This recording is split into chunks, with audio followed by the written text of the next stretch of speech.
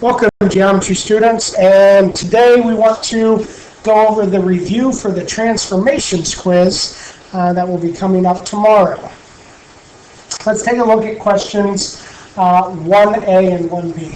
The first thing that I did is, you'll notice over here on the right side of the graph, in pink, I have found the coordinates for the points M, A, T, and H. And I found M to be at -2, 2 because it's to the left 2 and up 2 from the origin. A is to the right 3 and up 0 from the origin. H is left and right 0, but it goes down 4, so we have 0, -4. And the H point is left 4 and down 2. So you can see those points, and I'll be using those points as we go forward. In part 1A, the capital T that you see stands for translation. So when you see a capital T, you think about a translation or moving this thing left, right, up, and down. As we look at the two numbers next to the T, we have +3, which means I am going to the right 3 units, and the -1, meaning I'm going to go down 1 unit. So I'm going to start at my old M, the original M, up here at -2, 2, and I'm going to move that point 3 to the right and 1 down. So I can do it on the graph if I would like to. I can take M and move it 3, 1, 2, 3, and down 1. And I can list the new coordinates of that point. So that point is over 1 and up 1, so it is at the point 1, 1. Now the other thing I could do is I could treat this like it's a little geometry, or a little algebra problem. Let's look at A now. The point A starts at 3, 0. And if I wanted to, going to the right 3 just means take your old x value and add 3. And we know that 3 plus 3 is 6. Going down 1 means I'm going to subtract 1. So my old y value was 0, and 0 minus 1 is -1. I also, looking at the graph, could have started at A, and I could have moved this point 3 to the right. So 1, 2, 3, and down 1, and you'll notice that is still the point 6, -1. As I look at T, T is at 0, -4. My 0, I'm going to add 3 to that. 0 plus 3 is 3. And -4, I'm going down 1, so -4 minus 1 is -5. The coordinates for H are -4, -2. -4 plus 3 is -1. And -2 minus 1 is -3. So those new points, M at 1, 1, A at 6, -1, T at 3, -5, and H at -1, -3.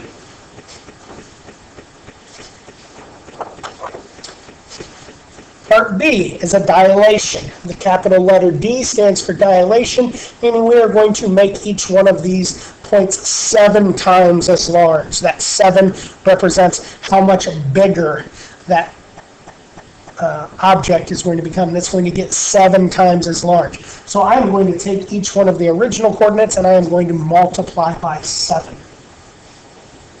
So my M was -2, +2. I will multiply both numbers by 7. 7 times -2 is -14, and 2 times 7 is 14. A was 3, 0. 3 times 7 is 21. 0 times 7 is still 0. T was 0, -4. 0 times 7 is 0. -4 times 7 is -28. And H was -4, -2. -4 times 7 is -28. And -2 times 7 is -14. So my new coordinates are -14, 14, 21, 0, 0, -28, and -28, -14. You'll notice in B, there would be no real reason to try to plot those points as our graph is not large enough. Let's move on to question 2. Question 2 wants us to use the graph to graph the following images. So this is the same picture that was in question 1. It's still MATH. But question 2 wants us to reflect MATH across the line x equals -2. Now, all of the x equals lines run up and down because that's the spot on the graph where the x value is equal to -2. So if I put my line at -2, that is the line x equals -2. And now I'm going to flip each one of the points across. So M is right on the line, so it will stay in the same spot. A, we'll notice how far away is A. It's 1, 2, 3, 4. It is 5 spots to the right of the yellow line. So I need to go 5 spots to the left. So 1, 2, 3, 4. Uh-oh, I'm off the graph. So when I move this, 1, 2, 3, 4, 5. 1, 2, 3, 4, 5. Somewhere out here is going to be A prime. We said M is on the line, so M and M prime are the same point. Let's move T. T is 1, 2 to the right, so let's go back 2 to the left. That would be T prime. And H is 1, 2 to the left, so I'm going to have to go 2 to the right. That would be H prime. And then I will just connect those dots. M to A to T to H, and then back to M again. And that's what your picture should look like, something really similar to that. Question 2B. Question 2B says that I need to rotate this picture 90 degrees counterclockwise. Now, fortunately for me, the computer is going to do a lot of this for me. You're actually going to have to turn your paper and maybe keep a little journal off to the side of where these new points will be. So let me move this. I'll move it to the right. And it says that we need to rotate this thing 90 degrees counterclockwise. So I'm going to do that. I'm going to rotate 90 degrees. I have now rotated 90 degrees. And I'm going to use this to find my new points. So if I look, where is point M located? So if this is my origin, put a little cross there for my origin. The point M is now located 2 spots to the left and 2 spots down. So I'm actually going to put M 2 spots to the left. So here's the origin. I'm going to go 2 spots to the left.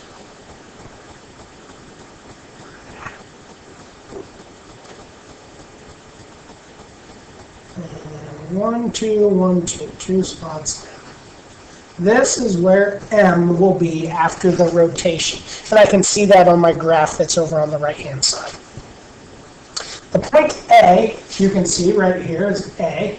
And A is located 1, 2, 3 units up. So if I go 3 units up, 1, 2, 3 units up, this is where A will be located. The T is over here. I notice it is 1, 2, 3, 4 units to the right. So 1, 2, 3, 4 units to the right is where T prime is located.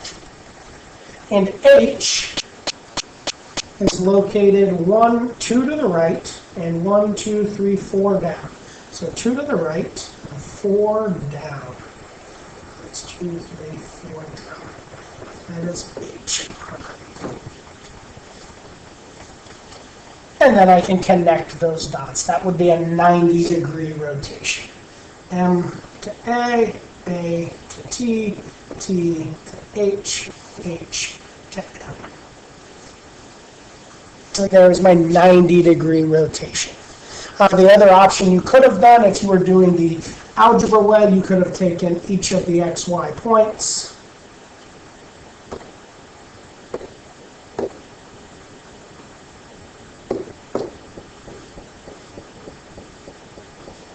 And 90 degrees says it is the opposite of y, then your x value. So you could have done a nice list of points. I like to physically actually turn that graph.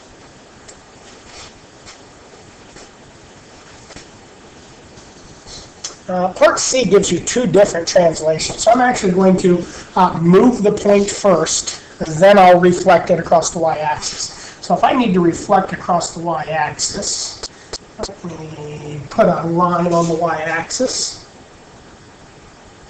Right, and the first thing I'm going to do is I'm going to follow the translation that says 0, 2.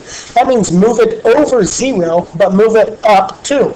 So when I move point M up 2, 1, 2, I will reflect this point across the y-axis. So where is this point? Well, this point is right now 2 spots to the left of the yellow line. So I will now flip it to 2 spots to the right of the yellow line. That is my new M. Let's do the same thing with A. First thing I have to do is move it 2 spots up. So 1, 2. And now reflect it. So if I look at where A is located, it is 1, 2, 3 to the right. So I'll come back 3 to the left. 1, 2, 3 to the left.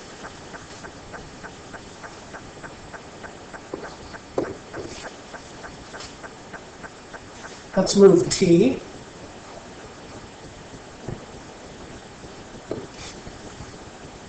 Move it 2 spots up.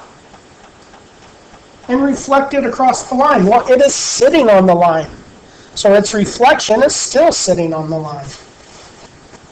And the last one is H. Start by moving it 2 units up. And now reflect it. If I count, it is 1, 2, 3, 4 units to the left of the line. So I will now jump to 4 units to the right of the line. And now I have translated and flipped, sometimes called a glide reflection. We sometimes call this a glide reflection. Connect them. M to A to T, T to H, and H back to M. That is a glide reflection. And that takes care of question number 2. Question number 3. 2 multiple choice questions. The first part says the line segment has endpoints with coordinates 1, 4, and 5, 8. If the segment is reflected over the y-axis, then reflected over the x-axis, what are the coordinates of the endpoints of the resulting line segment? So I'm going to do 2 things. It looks like the first thing I'm going to do is reflect over the y-axis. Now I know that this means take my point, and if I reflect across the y-axis, it changes my x-coordinates. The second thing I'm going to do is reflect it across the x-axis. And I'm going to take my points when I reflect across the x-axis, and that is going to change. That is going to change my y values. So this is what I'm going to kind of keep in the back of my head as I proceed forward here. So let's take a look. The points that I'm starting with are 1, 4, and 5, 8.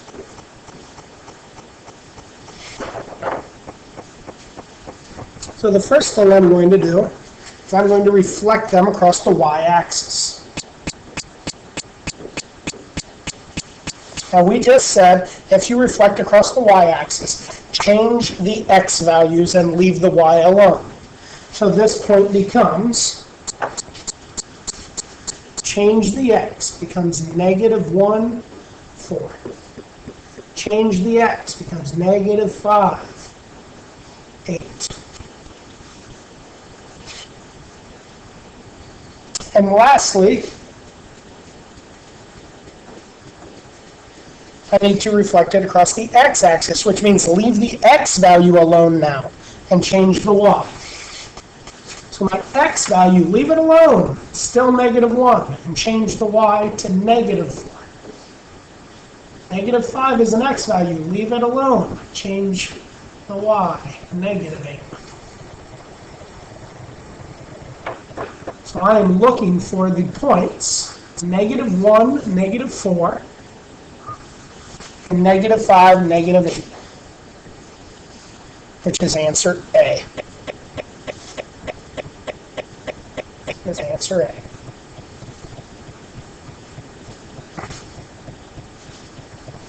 As I look at B, it says the pre-image point PXY is dilated by a factor of 3 and then translated up 6 units, which transformation also produces image point. So note, all dilations are centered at the origin. So the best thing for me to do is I'm just going to pick an arbitrary example. I'm going to say, let's pretend, for example,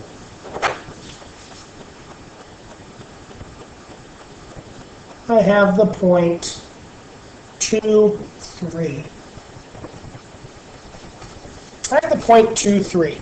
If I do exactly as the directions say, it says dilate by a factor of 3, which means I'm going to multiply both numbers by 3.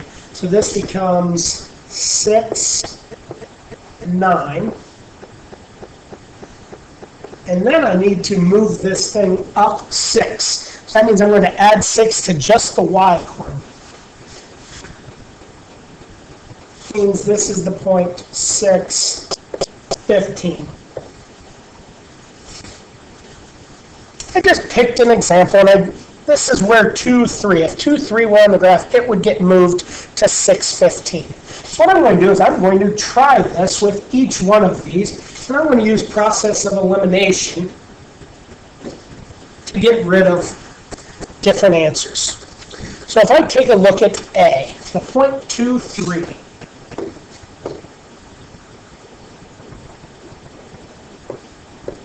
Following this rule, it says dilate by a factor of 6. So I'll multiply both by 6. 2 times 6 is 12, and 18, and then translate it up 3, so add 3 to the y. This is 12 and 21. Well, this is not the point 615.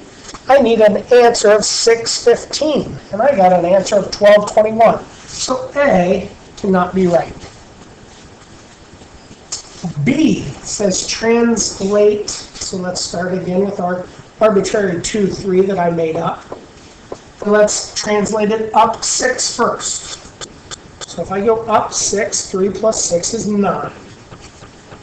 And now dilate by 3, so now I'll multiply these by 3. 2 times 3 is 6, and 9 times 3 is 27.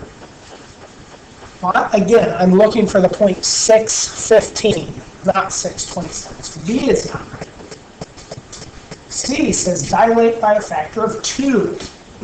Okay, so that means 2, 3. Dilate by 2 would give me 4, 6. Followed by a translation up 3. So that would be 4. 6 plus 3 is 9. Again, I'm looking for 615. Well, C does not work, so hopefully D works. So 2, 3. Translate it up 2. So up 2, 3 plus 2 is 5. And now dilate by a factor of 3. Multiply both numbers by 3. 2 times 3 is 6. 5 times 3 is 15. So you'll see there is my 615. So my answer is D.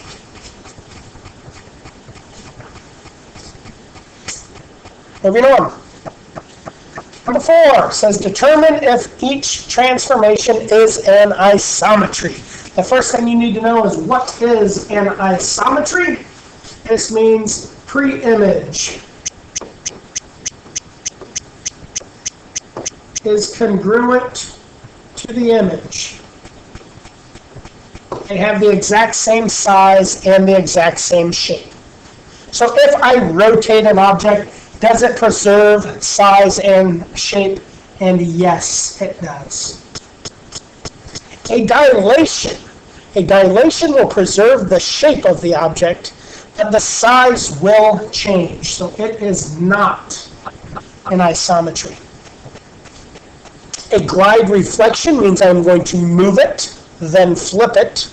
Moving it preserves size and shape. Flipping it preserves size and shape. So yes, it is an isometry. The answer would be yes. Question number 5 says, name a capital letter in the English alphabet that has rotational symmetry but not reflectional symmetry. And I can only think of 2 of them off the top of my head. The capital letter S does not have any kind of reflectional symmetry, but it can be turned upside down and it is still an S.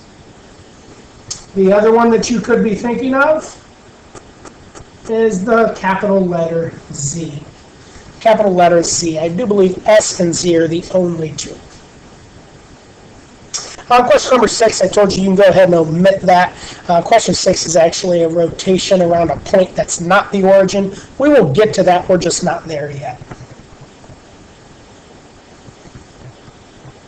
So, question number 7 says, tell what type of symmetry each figure has. If it has line symmetry, we'll sketch the lines of symmetry. If it has rotational symmetry, we'll tell the angle of the rotation and the order. If it has no symmetry, we'll write none. So let's start with a regular pentagon. So you'll see I drew a regular pentagon. And it does have some line symmetry. So, my line, ready? Line symmetry. I can cut it right down the middle there. I can cut it through the middle there. And I can cut this through the middle there. And I can cut this there. And I can cut this there. And I believe that's all of them. I think that's all the lines of symmetry. I can also rotate this. Right? If I think about rotating this point, I could rotate to this point, and it would still be on itself. I could rotate to this point, or this point, or this point. So that gives me how many rotations. I could rotate to spot 1, to spot 2, 3, or 4. So the order is 4. Now the degree. I had some people asking earlier today. They said, how do you know what degree it is? And here's a real easy little trick. Take 360, because that is a full revolution. All the way around would be 360. And I divide that by the order plus 1. So it's always the order plus 1. So if I do 360 and I divide it by the order plus 1, I'll get 72 degrees. 72 degrees. So that's a real slick little trick to help you figure out how many degrees I'm going to do. So let's take a look at B. Let's use the same kind of logic with B. Let's start with our linear.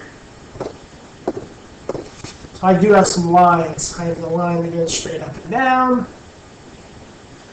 Side to side line. Right through here. This line.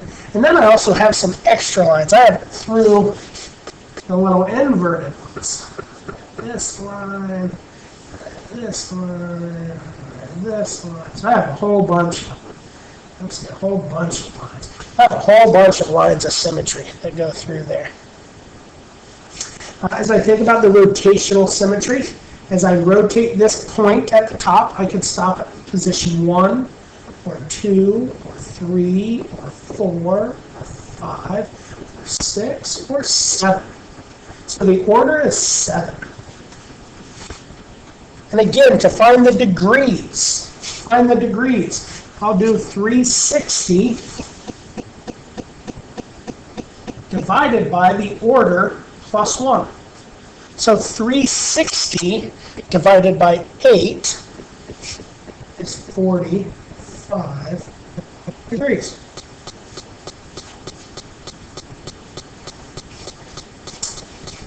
And the last one, C, looking at this letter X, looks like there's only, oh, that doesn't look right.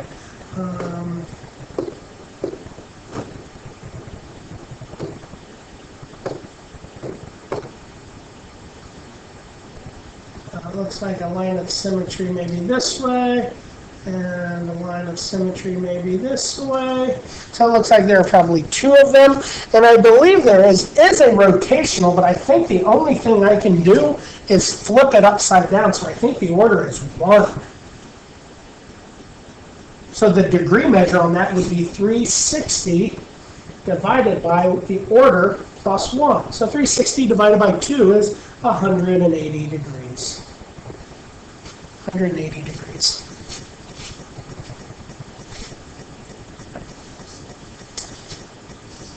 Moving on, number 8.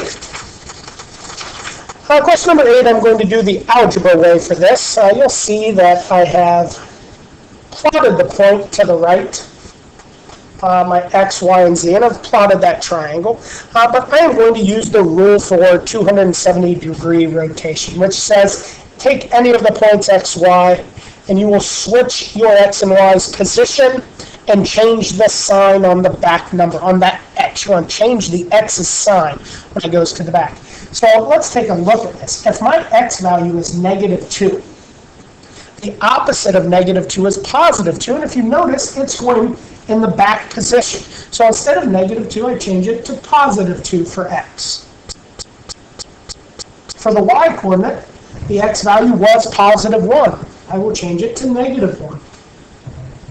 And for z, the x value was 3, so I'll change it to -3. And in the front position, I'm just going to list the y coordinate as it was written. So for the x point, the y coordinate was -5. For the y coordinate, for the point y, the y coordinate is -6. And for the z, it was +2. So my new points would be -5, 2, -6, -1, and 2, -3.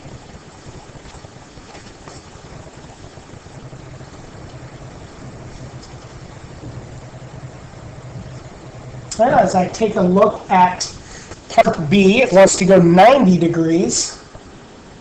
So 90 degrees, the rule for 90 is take any x, y, switch the x and y coordinates, change the sign on the y. So notice in my first position, it's going to be the opposite of y.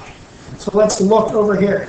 Above, you'll see that the x value used to be, for point x, the y value was -5, and I have to do the opposite of -5, so +5. As I go to point y, the y value was -6. The opposite of -6 is 6. And for z, the coordinate was a +2, so the opposite of +2 is -2. And now I just have to label the x coordinate set. So the x coordinate at point x is -2, at point y is +1, and at point z is +3. So my new points, 5, -2, 6, 1, and -2, +3. Okay, question number 9. Question number 9 has triangle SUN. And triangle SUN has coordinates 6 to -2, 5, 8, and 3, 4. And it wants us to dilate this triangle. So dilations are super easy. They're the easiest of all of them. If we want to dilate by a factor of 1/2, that means I am going to multiply each one of these by 1/2. Or you can think of that as divide by 2. So my S was 6. 6 times 1/2, or 6 divided by 2, if you will, is 3. -2 divided by 2 is -1. That is point S. The new U is half of 5. Half of 5 is 5 over 2, or 2.5. The y-coordinate is half of 8, which is 4. Point N, half of 3 is either 1.5 or just 3 over 2. And half of 4 is 2.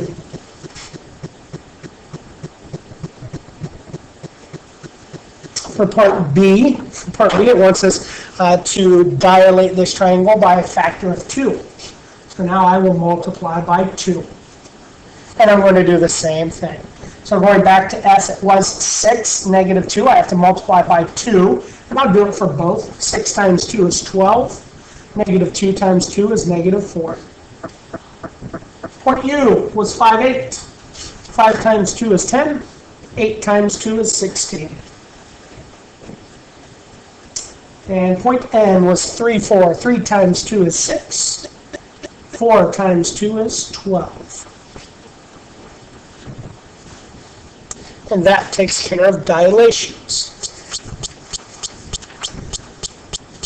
The final page is a review from coordinate geometry. Things that I really want to make sure that you are remembering is parallel lines have the same slope and perpendicular lines have opposite reciprocal slope.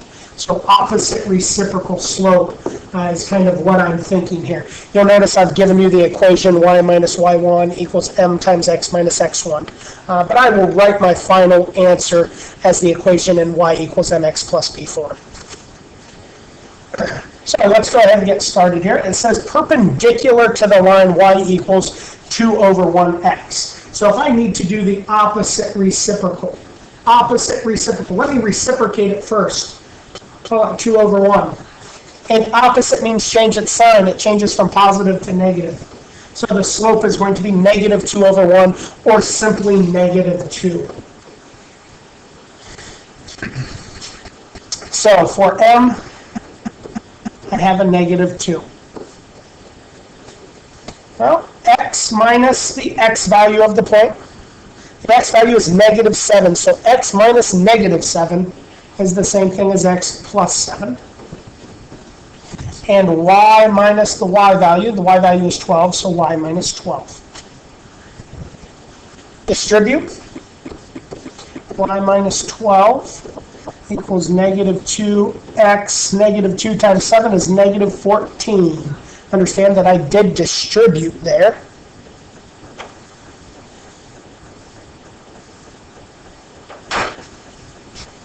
And the last thing I'll have to do is add 12 to both sides. Add 12 to both sides to solve. So my final answer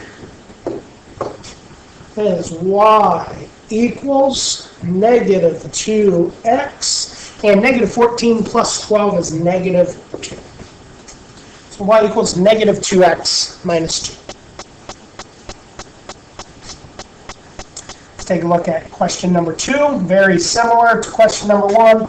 It says y equals 5x minus 15. I have to be perpendicular, so I have to do opposite reciprocal. So that means my slope is the reciprocal 1 over 5 instead of 5 over 1. Opposite, make it negative. So my equation, y minus the y value. The y value is negative 20. Y minus negative 20 is the same as y plus 20. The slope is negative 1/5. X minus negative 5 or x plus 5. Distribute.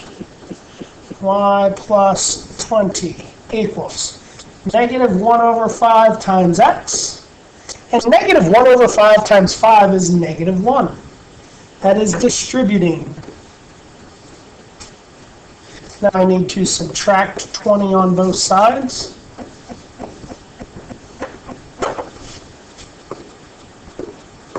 Final answer, y equals negative 1 over 5x. And negative 1 minus 20 is negative 21. That concludes the review. I hope you guys get everything you need out of this review. If you have any questions, please see me before the quiz. And best of luck.